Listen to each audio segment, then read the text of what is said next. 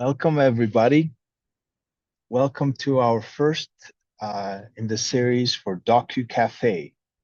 My name is Amin Quider. I'll be your host. I'm also the director for the MFA in documentary filmmaking at NYU. I also teach in the David Lynch program, screenwriting, and I'm the department chair of the undergraduate cinematic arts and new media program at NYU. We're very happy to have you here. This is going to be doing few of these webinars, and we're just very happy to see that so many of you are here. The webinar today is on AI and documentary filmmaking, and it's going to be with Stuart J. Tanner and myself. And we'll do some more introductions in a bit. So just so you know, closed captioning is available. There should be a CC button in your Zoom so that if you need to follow up with the closed caption in there. This is part of a series that we're doing. So this is the first one on AI and creativity. The next Docu Cafe is going to be on the spiritual dimension of documentary filmmaking, and that's on October 15th. And then we also have the life of a documentary filmmaker, and that's November 5th. So make sure you put these dates, save these dates at 7 p.m. Central Time. And then on December 3rd, we're going to give you all the information you need to know about applying to the MFA in documentary filmmaking at NYU. And we can certainly answer questions around this in this webinar as well. This is our documentary MFA. It's very much hands-on. We want you to make films. We want you to be right there making films, being creative, and you will be learning from people in the field, making films, being creative themselves. And during this program, the documentary MFA in social transformation, you get to make a feature documentary and 2 short films in 2 years. And this is basically a kind of like our promise to you: bring your vision to life, make films that touch the soul, tell stories with heart and integrity, stay ahead of a changing world. And it's one of the more affordable degrees because it's a low residency program. NYU is a nonprofit accredited university, and it's accredited by the Higher Learning Commission. So just wanted to highlight that so that you knew that. And we want this to be interactive. We really want your questions. We really want to hear from you. So you can either write in the chat, and the chat will come to the panelists, Stuart Tanner and myself, or if you want your questions answered and be seen by other people, there's the live Q&A. So it should be a Q&A function, and you can ask your questions there. Okay, so here are a few things from the topic today, and I promise this is the last slide before we bring in Stuart. So today we're thinking about documentary, and AI is right now everywhere. It's taken over our lives, and we were trying to think about what are the things that are true to us in documentary filmmaking, and how is AI shaping documentary filmmaking, and how is it going to shape it into the future? No one has all the answers, but at least we'll attempt to dive into a few of these questions. So how AI tools are boosting productivity for documentary filmmaking, like transcription and things like that. The creative possibilities of video and image generation for documentary film. Why human creativity and storytelling remain at the heart of documentary filmmaking. This is a very big and important question for us. And then we'll also talk a little bit about the key ethical questions of intellectual property, bias, environmental impact of AI. We can't not speak about that side too of what's going on. So I'm going to stop sharing my screen, and I'll invite Stuart Tanner to turn his video and audio on. So Stuart Tanner and I are both co-program directors. And Stuart is made films for the BBC, National Geographic's Discovery Channel. He's got Amnesty International Award and Foreign Press Award. He's been making documentaries for many, many years all over the world. And I've made many documentaries with David Lynch Foundation. I've also traveled quite a bit around the world making documentaries for the last 15 years. So we're both launching this program in MFA in documentary filmmaking. So welcome, Stuart. Thanks, Amin, and welcome to everybody to the Docu Cafe, the first one that we're doing. And we thought we'd launch with a very topical and interesting subject, which is the impact of AI on documentary filmmaking and its potential, how it will shape documentary filmmaking in the future, and how it won't shape documentary filmmaking in the future. And sort of looking into that, doing a dive into that, because it's a very important area to look at, because obviously there is an impact already, quite substantial, and perhaps it's still growing as time goes by, and there's new programs coming out almost every week. So, we're gonna run around the track on that one and share our current experience of it with the note, the footnote that it's evolving very fast and changing all the time. So the first question I have for you, Stuart, as we're Yeah. discussing on this topic, is since AI has been around, Mm, how how have you engaged with it? mm. Yeah, okay. Let's start with the productivity impact. It doesn't sound like the most exciting subject in a way, productivity. But when you're doing an edit and when you've shot 40 hours of footage to make your 45-minute, 50-minute doc or more, and you need to work with all that material, believe me, productivity gains are exciting. And so we already see a substantial productivity impact from AI enhancements in existing editing programs like Premiere or Avid, DaVinci Resolve. So let's take the simple stuff. So it used to be, when I was making, documentaries some years ago, when you got your tapes, you had to digitize them into the system, and then you used to make recordings of them and send off those recordings to people who would listen to them with headphones and type in a transcription of them with time code references, and you'd wait 3 weeks or more for all your transcripts to come in before you could start working on your edit. Um, Obviously, you might, watch the tapes in between, but basically, you need those transcripts. Plus, it would cost you, thousands of dollars. Um, Zip forward to today, you put in your tapes into the system on your drive. You take them into the program like Premiere, and it automatically produces a transcript of all of the content. Every single spoken word is represented, plus the time code that goes with it. And when you pull it up within the editing system, if you click on any word or phrase in the text, it'll take you straight to the point where that happens on the recording. So imagine how useful that is. So you can instantly print out from that. So bang, you know, in no time at all, you have your printed transcripts. You have a transcript within the software, and that transcript you can jump to in moments in terms of access any point and the timeline that references the interview. Okay, so that was I mean, I've just been using that system. So as Amin on our recent documentary, hugely useful productivity gain.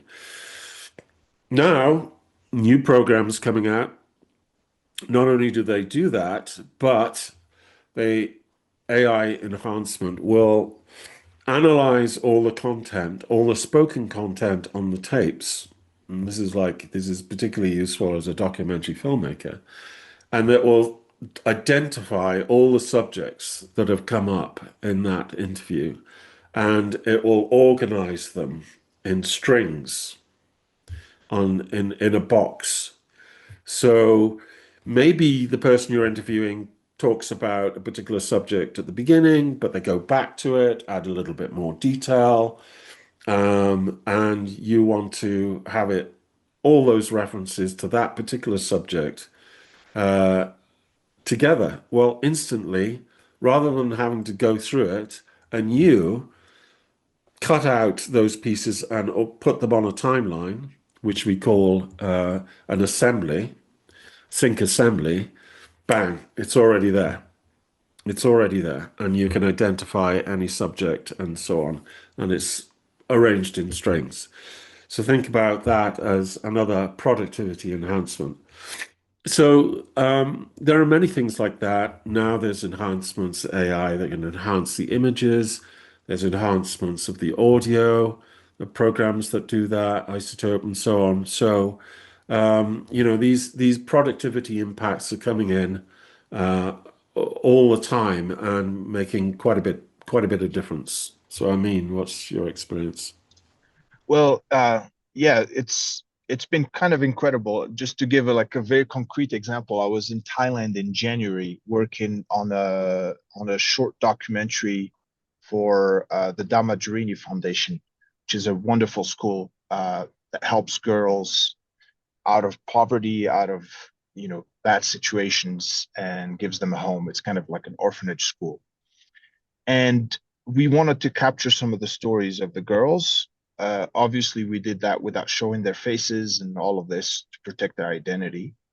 But I was in Thailand. I don't speak Thai. I speak French, Arabic, and English, but I don't speak Thai. And we shot about, 5 or 6 interviews. And it used to be basically impossible for me to edit that unless we have all the transcript, and then we get somebody to actually translate that, all of that, for me, and then work with somebody in the edit room to check on every word that was going on. So one thing we did is we immediately did the transcript thing that you mentioned. We're editing in Premiere, so text-based editing, created a transcript in Thai.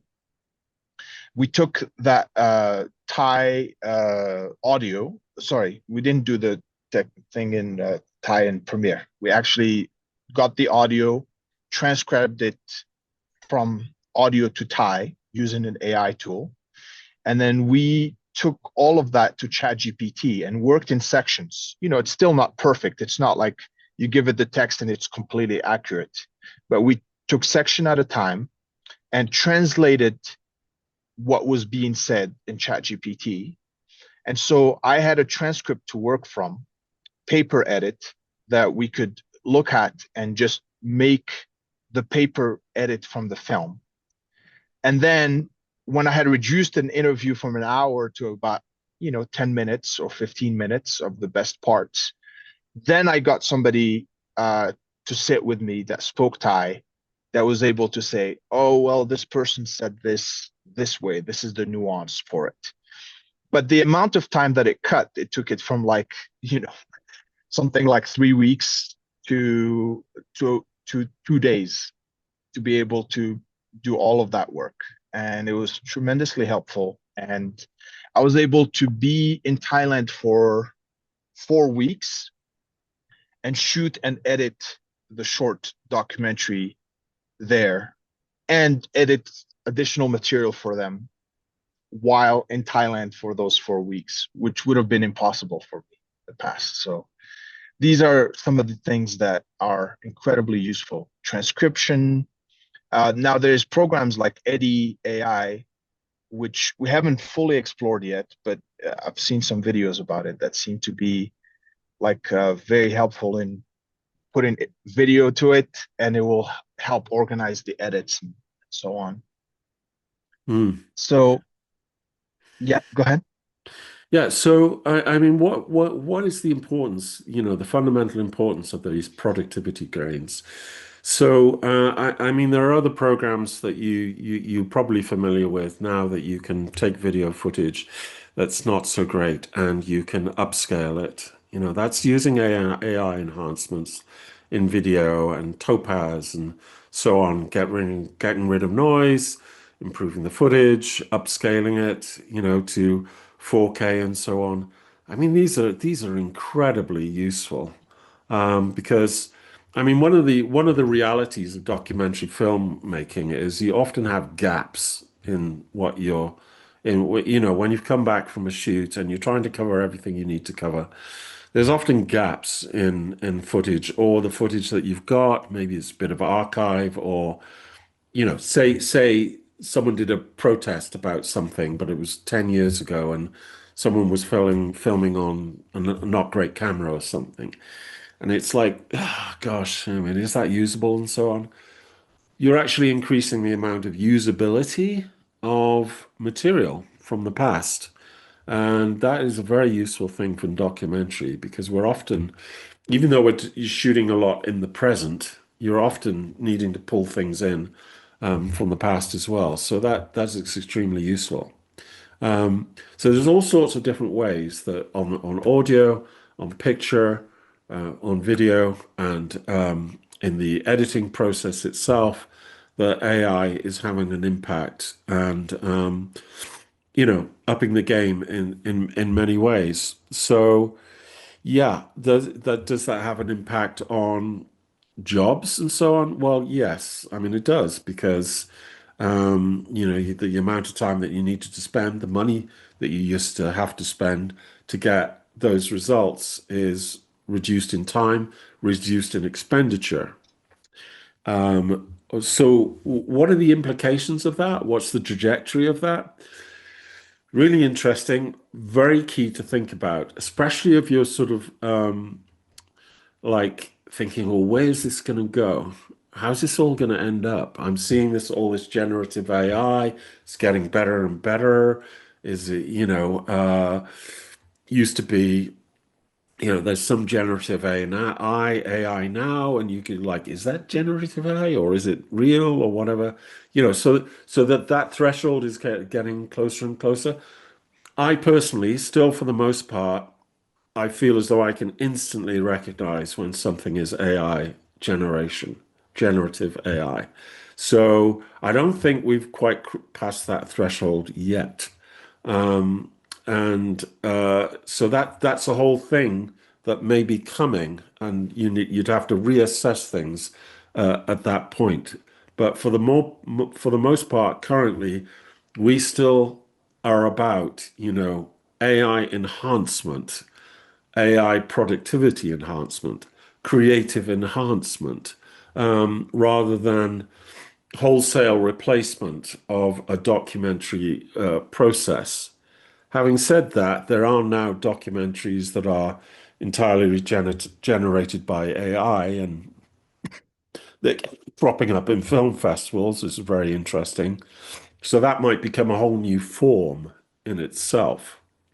Um, But I wonder at some point I would like to talk about how that impacts a production house and a production team and make recommendations about what one should do if you want to work in documentary or film and work in this arena going forward in the future. But let's get back to that later. I mean, Yeah, I wanted to like add to this too, is that, on a recent documentary, it was a history documentary that I was editing, a feature documentary, actually about the early days of how Maharshi International University came to be. We got Topaz AI. It's all these tools have a cost to them, obviously. That's part of the other side of AI that we're going to speak about this on this webinar. But um, Topaz AI we had some footage that was in 720p, and our film was in 4K. And we had some footage that was in 360, so it was very small HD files from archives. and we try to upscale those to 4K. And what I found is that to upscale footage, you can't really work with 360p footage and upscale it all the way to 4K. It just doesn't work that well. But the footage that was 720p, which is HD, not full HD, rendered beautifully in 4K, and you have to work with it. It's all about testing and, making some work there. But I found that you can upscale, sort of like twice. So if it's like 360, you can take it to a 720p with it looking pretty good. But then also we used other tools like Neat Video to clean the footage a little bit, the old footage, and make it look a little bit cleaner.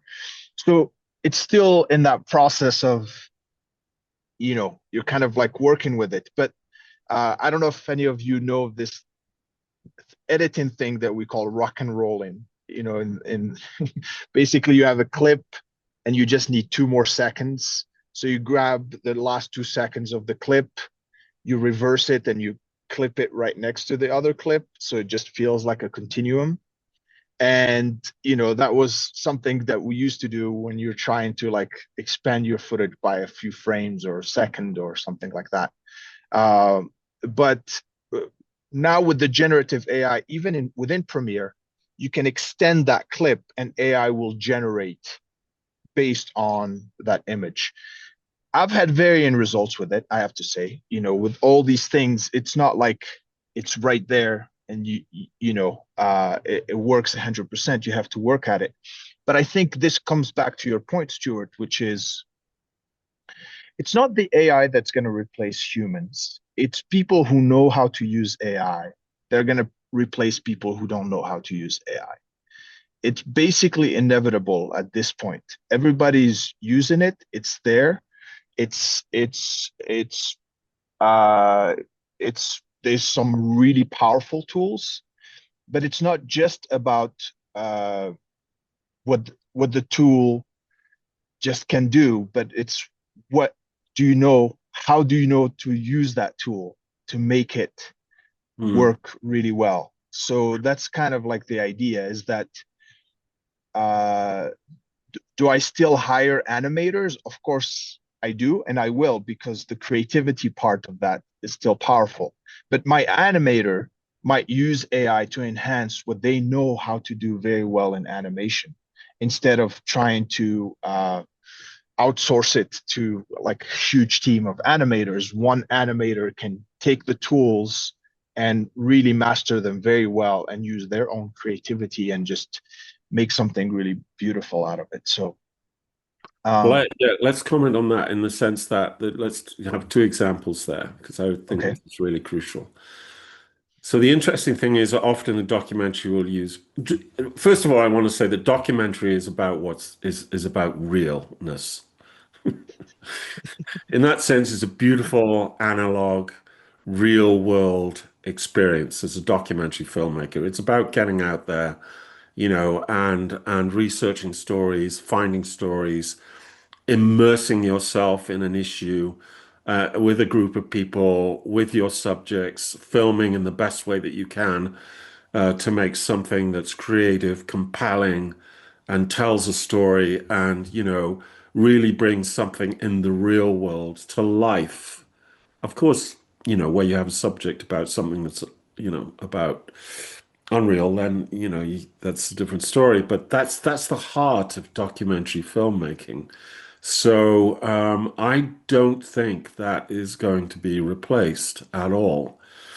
There will be new forms, but the heart of documentary filmmaking is about that. You know, it's a mission of the soul, okay? And human creativity is an expression of that, that soul value in a way, that empathy value, and so on. Something unique, not perfect, but special in its closeness to reality and conveying reality and the realness of human experience. And there's a quality to that which I don't see being replaced, or at least I see that being valued for a long, long time and maybe for always. So, but when it comes to like something like graphics and graphics enhancements of storytelling, then yeah, of course. The AI factor is a significant one in terms of creating graphics and graphic graphics ideas and representations of things and so on. Where it comes to replacing real footage with AI footage, then you have, I don't know how that, as I said, it's close to being that good, but it's not that good. So it'd be obvious that it's AI. And even if it wasn't obvious, you would have to say that it was AI generated. So you'd have to say this part of the film is AI generated, because otherwise you're breaching the rule in documentary, which is you don't represent something as being real unless it is. And you can have something standing in for something real and representing something real as long as you tell the audience that that's the case, and then it's fine.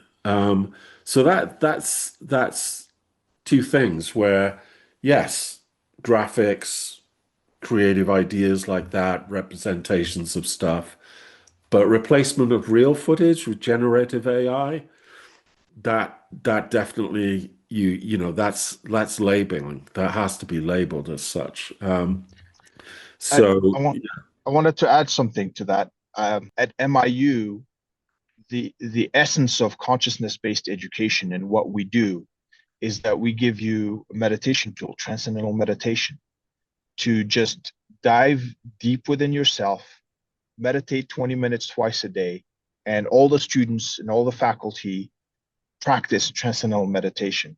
So there's a commitment to growing in knowledge, growing as a human being, growing as a person, uh, pulling creativity from a deep place, connecting with intuition, being being there for the good of the world, really, uh, finding stories that are touching people on a deep level and that are meaningful and that are useful for the world.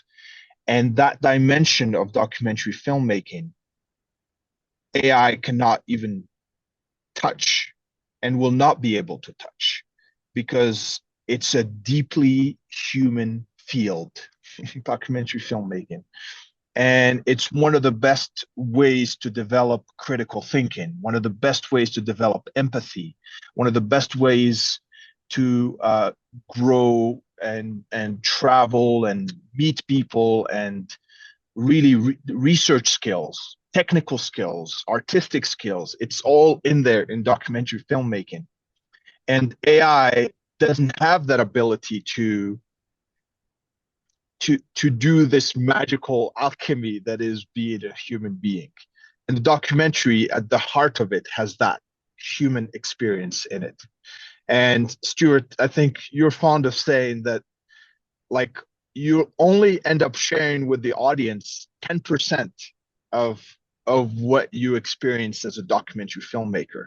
mm, Because the being a documentary filmmaker is a really powerful way to grow as a person as well. So right there's this real connection uh, uh, that AI cannot really touch.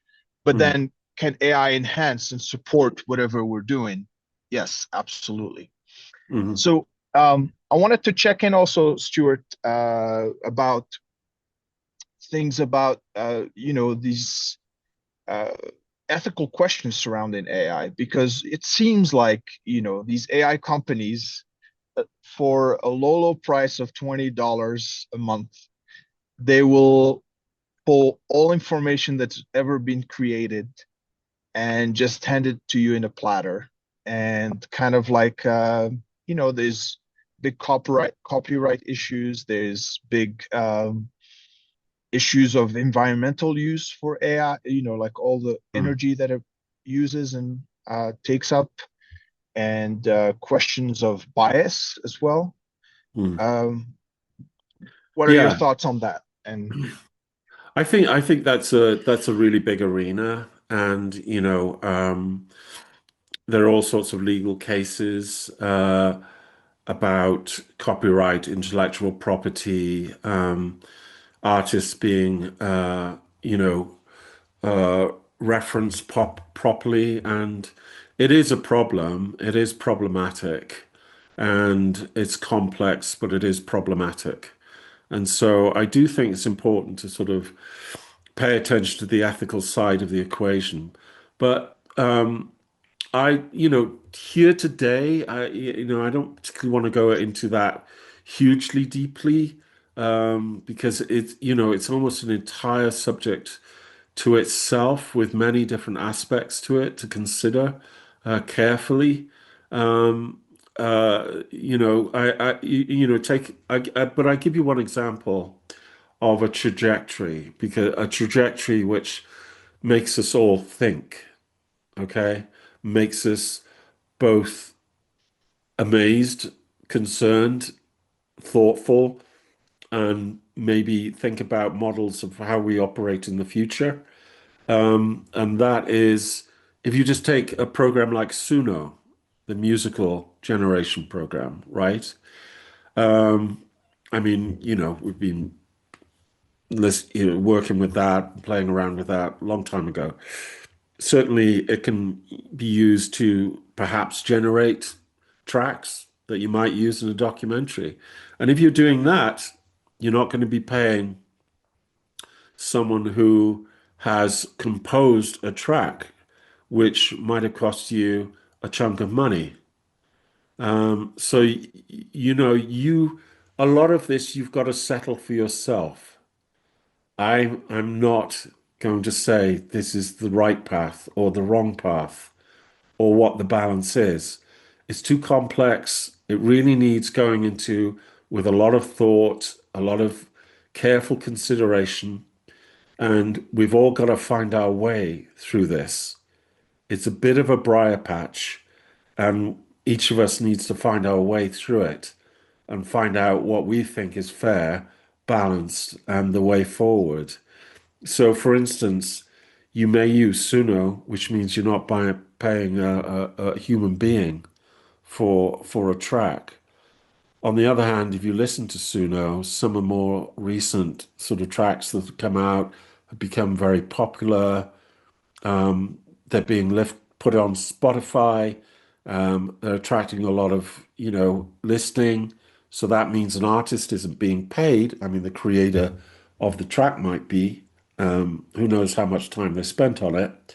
Um, so, there's this Spotification kind of effect on music is becoming bigger and potentially moving into definitely moving into the image and video arena as well. And that's a big deal. That's also a very big subject to talk about.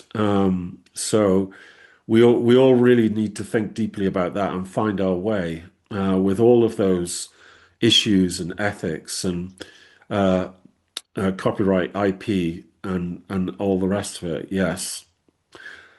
What I would say is that it's not going to go away, generative AI.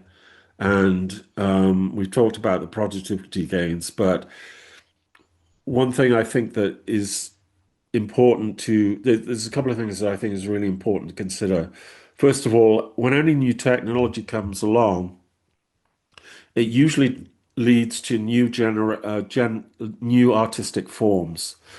So think about it. If you're a documentary filmmaker, you can get into a subject, you can make a documentary, but maybe now you can also have a live event where you use a certain kind of software, and each time there's a live event, it will uh, take all the material that you've got, and it will create something unique, a unique experience. That's like the Eno documentary, Brian Eno, which, I'll just drop. Uh, you can see something of that on YouTube. So that's quite interesting. Each time the Eno documentary is generated, it's different. So imagine that if you're you know, you want to cover a subject area and you've done all that work, you may be able to do live interactive sort of documentary experience that's unique on each occasion and delves into different areas according to what the audience wants or how they respond. Mm. I do think there's going to be lots of new forms like that which are created. Um, I want to reference something else, which is an AI documentary which won an award at a film festival, and it's called um, Fahrenheit List. So you can reference that. You can see how good you think it is or not or whatever. So new creative forms are one of the things that will be coming out of that generative AI and new possibilities in terms of documentary or documentary forms, creative ideas will definitely be already coming out, but definitely that will be a growing phenomenon, I would say. Yeah, and just to add to that, I think there's a resilience of any art form, and particularly documentary filmmaking, uh, to new technology. I mean, ultimately, AI is a new technology, and back in the day, it's like you had the camera and you had to crank up the thing to film some stuff, and then you had this big rolls of film that you had to carry with you, and now you can film with your iPhone and get amazing footage, and people are doing that. And so I think everybody will find their way with it. A few things I find that I tend to do with AI, instead of asking it to just do a research for me and just kind of summarize it, I ask for references, so that way I'm going immediately to the source reference, especially with documentary, so that you give credit to the people who actually have done the research and have written the articles or done something with that nature. So that's one way for the copyright thing that I find very useful.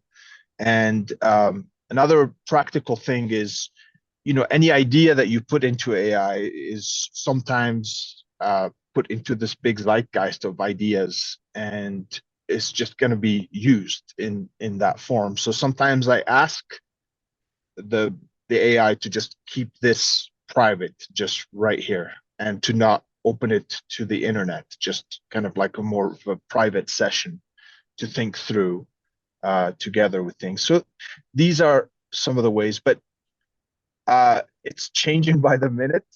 I think we're all feeling, the speed at which it's changing and the speed at which it's there. And we'll just keep an eye on it. And I think the best we could say is use your best judgment and just um, keep yourself informed and keep your critical thinking high, because don't outsource your thinking to AI. I think that's the biggest thing I've been telling my students is, do not outsource your thinking, do not outsource um, that human touch to AI, but have AI really be an incredible supporter of what you're doing, an incredible research support, an incredible way to generate things like Mhm. images and video, an incredible way to imagine things maybe that you haven't imagined before, storyboarding, all of these different things. Great, thanks. I mean, yeah, absolutely. So I want to eventually make some recommendations for the future and things to do. Because there can be this concern that, jobs are disappearing and they're going to be, what's the impact on the creative industries and will it wipe out, a lot of what we do and all the rest of it. That's not the way the evidence is going currently, and I don't think that's around the corner at all. But there are some things that we would probably we would recommend for future in terms of working in the creative industries and particularly documentary. But first of all, perhaps there's some questions that people would like to. Yeah, I can do there's a little outro, and then it would be great to take any questions that people have. So let me get through the outro real quick, and then we'll so these are the topics that we kind of I thought I thought it was great how it just flowed naturally in there. So for our MFA, I'm just going to put a little plug in there. Our next entry is February 2026, and applications are open. So everywhere where you go on the MIU website, there's the apply button. So you can click on that and just get in there. The other plug is for the Consciousness Cafes. Next one is going to be October 15th in 2 weeks. It's going to be about the spiritual dimension of documentary filmmaking. And Stuart has some incredible stories, and I have some good stories. So this is something that's going to be fun to go into. And then all these webinars are being recorded, and there's going to be a replay that's going to be posted in about 10 days or so, like a week to 10 days. But if you go to miu.edu/admissions/webinars, you'll find it. Or I think if you just did miu.edu/webinars, you'll find it. Or you can just hit the QR code here and you'll find this thing. So that being said, I think it would be great to get some questions from people, and feel free to put your questions in the Q&A or in the chat. There's a question that says, what programs for creating pictures and storyboards are you using, and are the best? Are they the best? Well, okay, so a lot of what is done in the documentary area currently is for storyboarding and pre-visualization. So giving you sort of ideas and maybe using generative AI content to map things out creatively in terms of what you want to be doing. I like Midjourney myself. People are using Runway quite a bit, and Sora quite a bit. OpenAI Sora. Uh, I'm a particular fan of Midjourney, who I've been using quite a while, and they introduced video not so long ago, and yeah, there's just yeah, great stuff being done on that of all kinds of different video generation. You've probably seen it. And I have used that for like visualization of something in terms of getting my head into something and visualizing it and mapping things out in terms of a storyboard and so on. So it's not so much replacing real sort of content as such, but it's extremely useful for creative planning. Like ChatGPT is extremely useful for collaborating with to do your initial research and so on. So in a similar kind of way, these programs for me currently are more about helping with the initial kind of setup and visualization and all the rest of it. I do think, like Amin said, when it comes to if you want to represent something graphically, and that's quite common in documentary, then you're probably going to be working with someone in the team that's using generative AI to do that, combined with other things. I see a lot of potential for a kind of AI, documentary AI enhanced creativity. And from that, my key recommendation is that going forward is really you still learn everything that we teach on the MFA, in terms of the documentary filmmaking and use of camera, lighting, how to do an interview, and all these core things of documentary filmmaking. But then also seeing how AI can enhance your creativity, enhance the process, and maybe give rise to new creative forms. I do think there's going to be a lot of new, smaller companies that move in that direction because they can operate right with a lower cost base and higher productivity and maybe, cross media forms integration. So that's a really big thing, which, kind of Yeah, happening already. there's a bunch of questions coming in, so it's very exciting. So there's an important question. This is actually a really important question regarding originality in new projects, taking into account AI and the number of people looking for project ideas. At what point in pre-production do you recommend beginning to require NDAs? I can speak on this a little bit. I think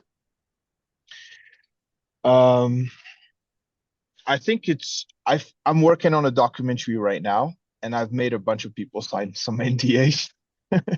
It's a big project, and I signed NDAs with the people that brought the project to me. So um, I think my feeling is protecting your projects. You know, there's multiple ways to think about it. There's one way which is only you can make that film. Only you can make that particular film with your creativity, with what you know, with your approach, with the vision, with that touch.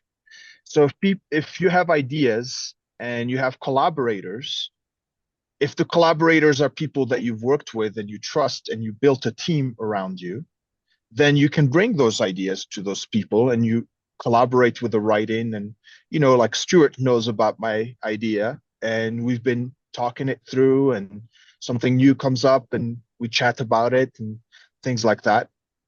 uh, but then we were looking at different production companies to help us with this project, and we had an outline for the idea. It's not a fully developed treatment, but we made every production company that we sent its outline to sign an NDA, and you know, pretty clear and robust NDA.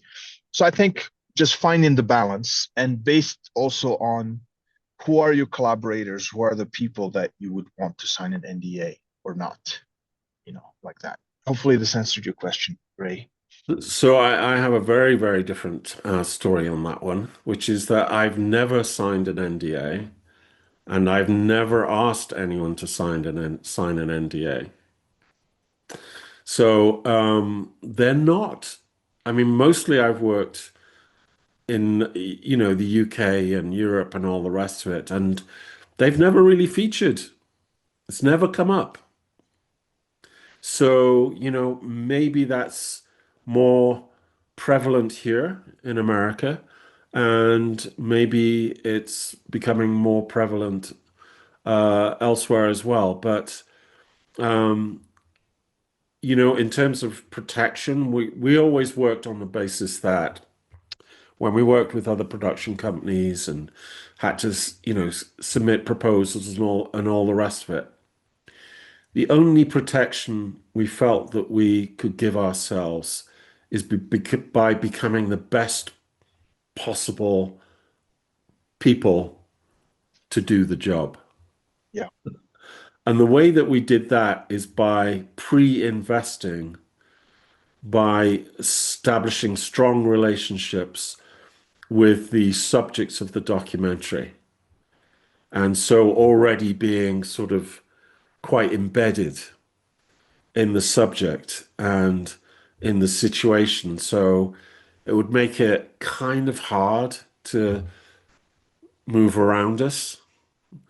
And that's just the way we worked. I'm not saying necessarily that a bad thing, but it is true. I've never signed one or never asked anyone to sign one.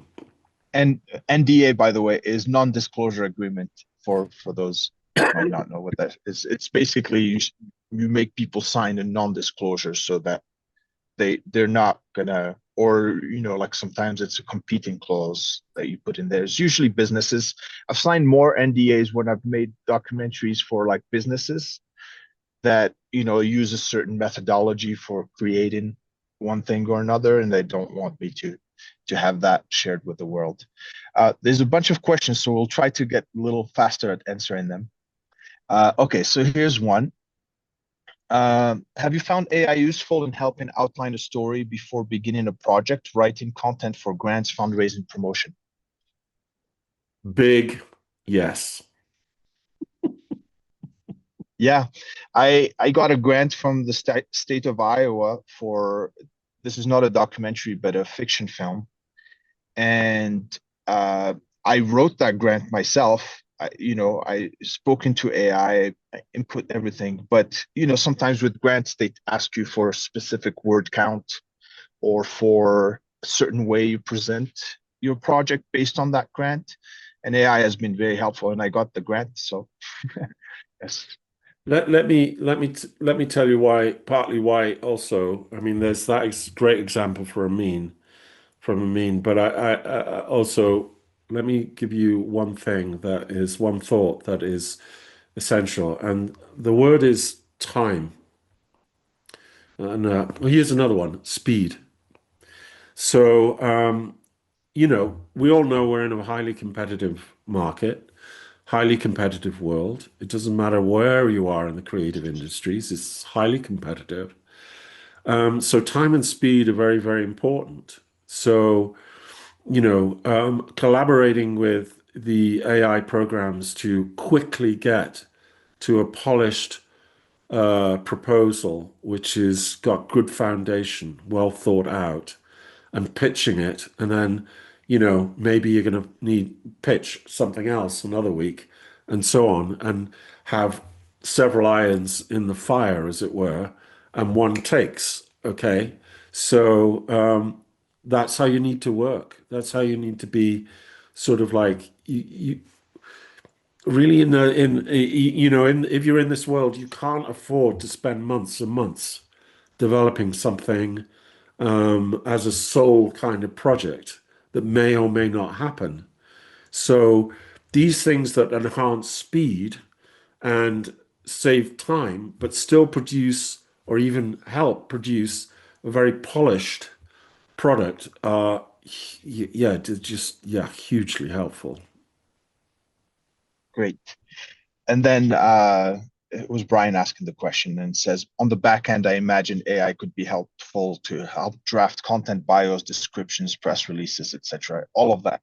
Absolutely, All of yes. that. Yeah. Okay, here's another question. What's the best way to combine generative AI with live footage of interviews at B-roll without sacrificing authenticity? I'm going to be bold here, and there might be people out there who disagree. I would say currently there isn't one.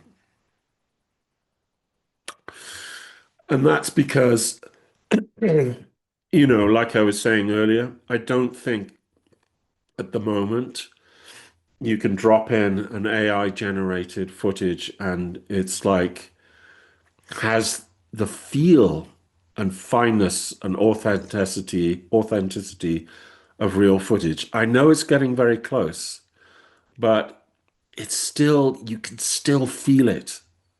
I'm not, I'm not being spooky here. I mean, I really do think you can, I can always feel it. I can always see it. How long that lasts, we don't know. But the other side of that is if you use it, you have to label it. So, um, you know, uh, unless you say this is an AI generated documentary, then you don't have to label anything in that documentary. But if you're working with like a non-generated AI documentary and you drop anything in that's generative AI, you have to say this sequence or this part is generative AI. And You can some of put that in the them, credits. yeah. And oh no, while it's on screen, not in the Mm. credits. If it's, Actually, while it's especially on screen. if it's, it could potentially be misleading. Yes, that's why, it's very important because people, if they read the credits at the end or find out later and they're like, oh, what? That wasn't real?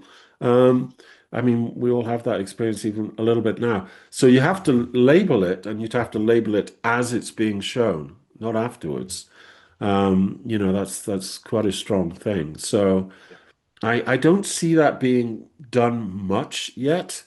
Um, who knows? Like I said, it's like we're all discovering these things as we're going along every week.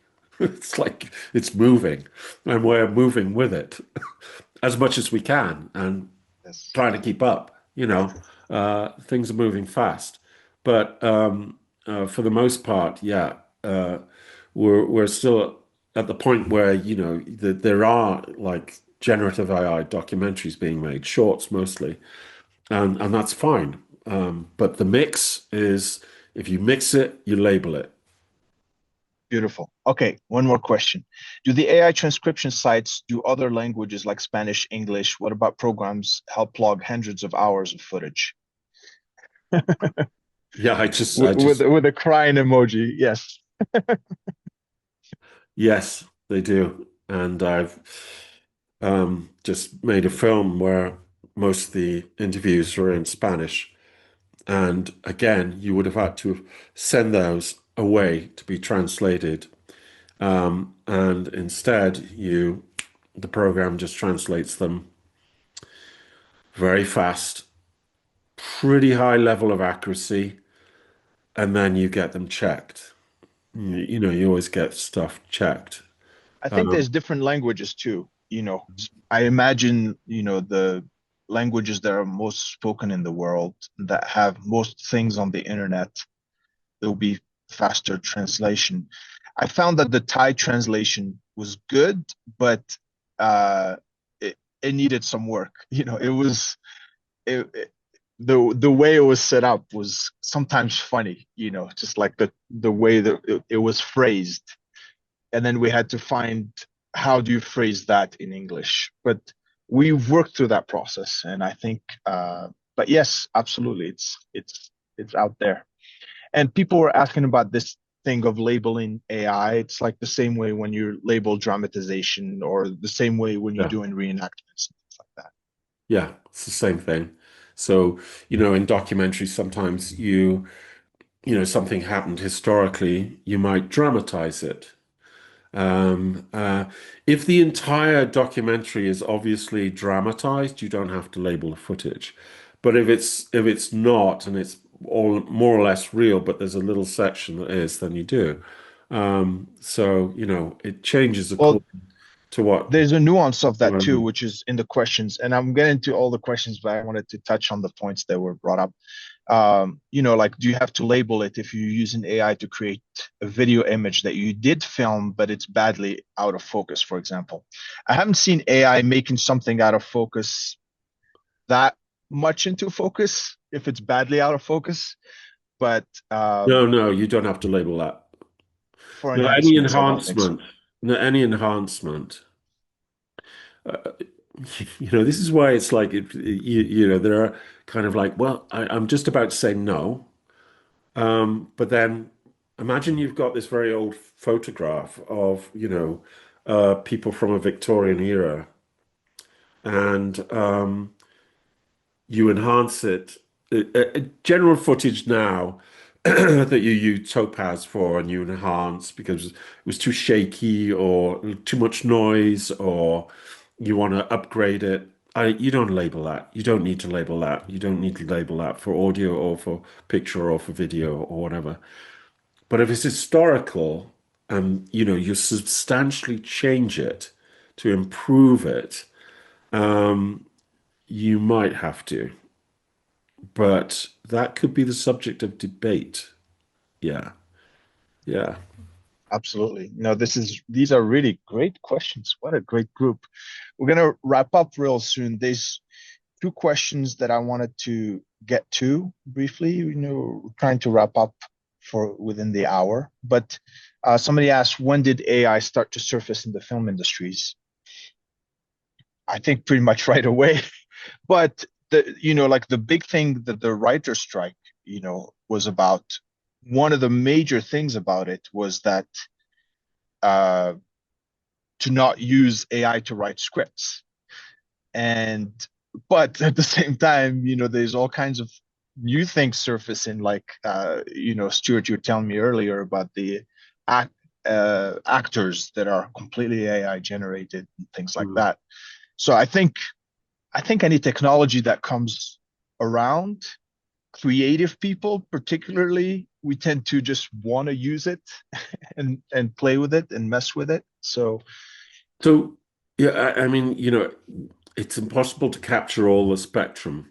Currently, there's an AI generated actor, Lily, I think her name is, and the people at Danish company that created her is negotiating with a talent agency, and there's, no film in the offing yet, but even Emily Blunt complained about that or commented about that. So, maybe in the future that there's, I say maybe, whereas I actually think that it's highly probable there'll be AI generated kind of actors and, and films and everything. How we feel about that is another thing, right? I mean, there may be those new forms, but I feel also you'll get counterculture where people will want really analog and real raw and authentic and real, partly in response to this over digitalized sort of feel, and there's certain plasticity about it. Human beings like feel things on a very, very fine level. We'll wait and see. We'll see how this all plays out. There are many possibilities, really. Okay, so final question, and then we'll close. And this question was about meditation in our program. Can you speak more about meditation in the classroom? Is your classroom in person or virtual? I can speak about that because so the way we structured our program is the first semester, all there's an in-person residency for about 10 days in Fairfield, Iowa. And if you haven't learned transcendental meditation, that's the time you'll learn it with the cohort. And then we'll be doing group meditations in person live during the residency. And then when you move online, one of the first courses that you have, along with making a short documentary, a course for advanced topics in documentary filmmaking, which Stuart will be teaching. I'll be teaching a course called TM, Transcendental Meditation in the Creative Process, where we really tease out this these new gains that we get from diving within, meditating twice a day, and what are all the things that come through, what are the gains that are there, and how does it affect our creativity. So it's a course I've been teaching for the David Lynch MFA in screenwriting, and I'll adopt it to documentary filmmaking. But it's been a very popular course that people really enjoy quite a bit. So it's deeply incorporated into our program, the transcendental meditation, this aspect of growing as a human at the same time as growing as a documentary filmmaker. We see these two things as inseparable, hand in hand. And this is what we have to offer. It's like we're people that have been in that mode. We've been meditating, we've been working on our inner development, and also we love making documentaries. So you're gonna get that combination if you decide to join our MFA in documentary filmmaking. I just wanted to answer this question of Yes. from Global Girl Media about Okay. filming someone who was surfing and then the lens got water on it, so you can't Yes. Go see ahead. the image very So clearly. So the yeah. question is, so would I'm going to use AI to recreate the video, so would you need to label that? I would say that my initial answer would be probably not, because that would be in the category of restoration and recovery of something real to make a better image. The proviso would be is how it looks in the end. So it would just have to, really properly represent what you shot. And then I think you'd be okay. Well, thank you, Stuart. Thank you so much for all of you. Many of you have stayed all the way to the end. So this is really wonderful to see like this community around this. And like uh, join us on October 15th. Put it in your calendars. Um uh, Check out our uh, miu.edu/docmfa. I'll put that in the chat. Um, this is our website. You can request info, and we have an info pack that tells you everything you need to know about our MFA. And then if you request info or if you apply, there's ways to speak to us, to Stuart and I individually, and all of this. So we're really here to create something new, something unique, something special with this documentary MFA, Mm. and would love to have you in there. And thank you so much for all your wonderful questions and participation. Yeah, And thanks. That was great. That was really enjoyable. And we really enjoyed the questions and everything. So good stuff. and here we are. It's dark over here. So all right. All Take right. care, everybody. Have a good Goodbye. one. Bye, everybody. Bye. Thanks for joining us.